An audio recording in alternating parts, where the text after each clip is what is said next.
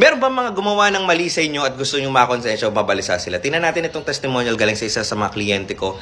At sabi niya, "Hi Sir Francis, hingi po sana ako ng tulong pambalisa po sa kasama ko sa work. Dito na magbayad ng utang namin, di na po nagbibigay ng bayad. Halos ako na po naghahanap ng bayad kasi sa akin nakapangalan. Di niya po inaalala. Dami ko na pong naitulong sa kanya. Sana po mapansin niyo ito." No? Pagkatapos ay nag-PM na nga siya.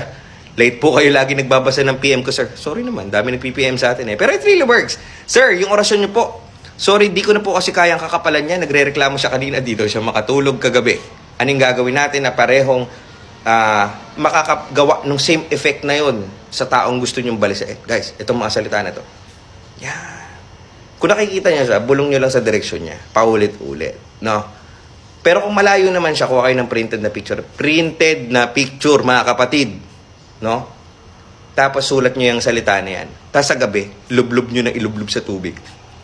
Yan. Tapos iwan nyo na doon. Overnight. Pinakamaganda, magpa-xerox kayo ng picture niya. O, para pa pwede nyo gawin araw-araw. Ganun lang. Sobrang simple.